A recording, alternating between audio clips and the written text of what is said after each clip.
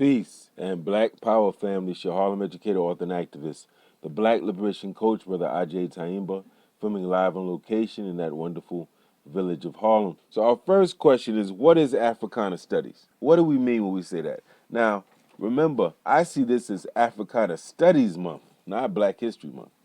Much deeper and much wider than Black history. And this is why. When we talk about Africana Studies, what many of you call Black history, we're talking about the study of the history, the culture, and the politics of African people, not just in continental Africa, not just in the United States of America, but all across the African diaspora, right? Wherever Africans live and exist, regardless of land, label, or language, it's the study of our history, culture, and politics. Now, when you think of it that way, that's a whole lot broader and deeper than Black history, is it not?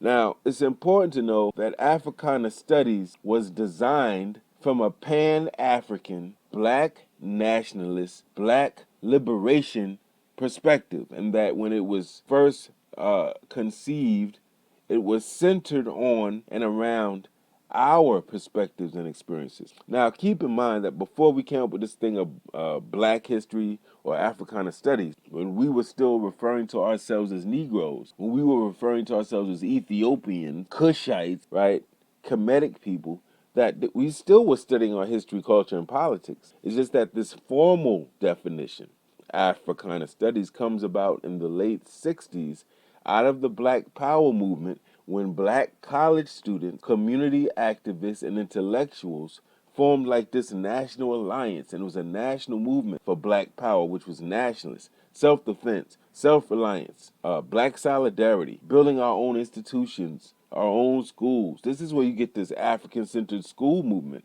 This comes from a particular historical place, the Black Power movement. Why? Because all these were young people in their 20s and teens that had been listening to Brother Malcolm X, that were following him closely, that idolized him as a man for his character and wanted to emulate his policies. So when Malcolm was killed in 1965, all of these young people said, oh my God, we can't just let this die with Brother Malcolm. We're going to what? Apply every single thing he was talking about.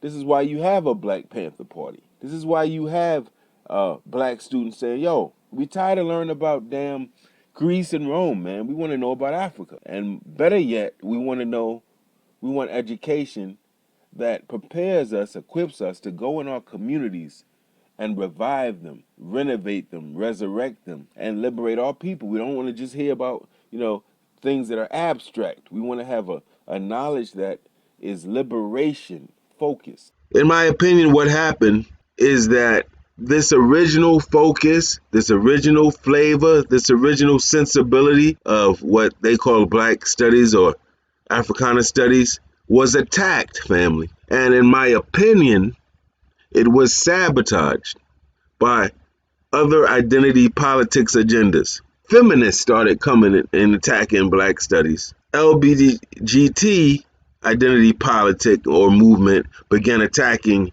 Black studies and trying to absorb Black studies. So now you got Africana studies departments and Black studies departments that's doing mad research on what's going on with LGBT, mad research, giving mad grant money and sabbatical leave and giving a lot of promotion to people whose focus is on writing papers and going to conferences and presenting at these conferences. But they're not involved in any grassroots organization.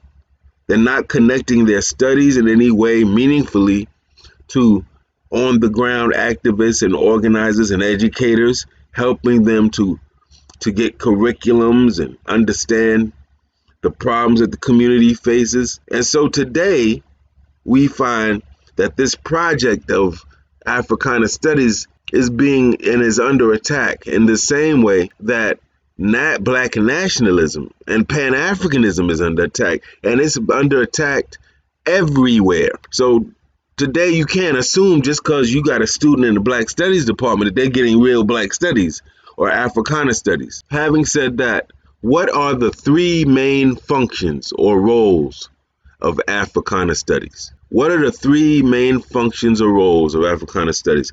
Very simple, family. Three things. Africana Studies, and if you ask me, all real history or the study of history, culture, politics, we're not just studying it to study it, right? It's to be descriptive, corrective, and prescriptive. Descriptive, corrective, and prescriptive. Africana Studies is not one of these things we learning and we reading books just to quote dates and show how smart we are, how good our memories are. Africana Studies is radically different from all the other academic disciplines, family. Don't get it twisted. When we say descriptive, what do we mean? It means that Africana Studies is supposed to tell our story or experience, tell it accurately, and tell it from our perspective and point of view. To keep it real or keep it 100, as the youngins like to say, from our point of view. That's what we mean by descriptive. So when you're reading John Henrik Clarke, Dr. Ben, Ivan Van Sertima, and they're telling you about so-called Columbian travel to what we now call the United States. That black people or African people were here prior to Columbus, right? Prior to Spanish and Italian expansion. Before they got here, we were here. They're telling our story. They're telling our story. Brother Malcolm, Amos Wilson, Sister Shashi McIntyre, Dr. James Turner. All of these people are describing, they're telling our story, and they're revealing our experience. They're doing this to and for us primarily, for our family all throughout the world in the diaspora. And if white folk happen to get some of it, great. But it's really for us. Okay? What is the second role of Africana Studies when we properly understand and apply it? Don't confuse this with your white understanding of history. This is Africana Studies, it's a whole different thing. It's supposed to be corrective. It's supposed to resolve errors in the narrative concerning our story. So, Ivan Van Sertima, They Came Before Columbus, is correcting this idea that Columbus was Italy and Spain were the first people to come to the Americas. He said, no, that is not correct. Actually, based on spears we found, based on artifacts, based on masks we found, based on the close similarity of words and language used between these two peoples, based on actual maps we found that Africans drew. We know now that Africans were here 2,000 years before 1490, or 200 years before 1492, when Columbus supposedly sailed the ocean blue.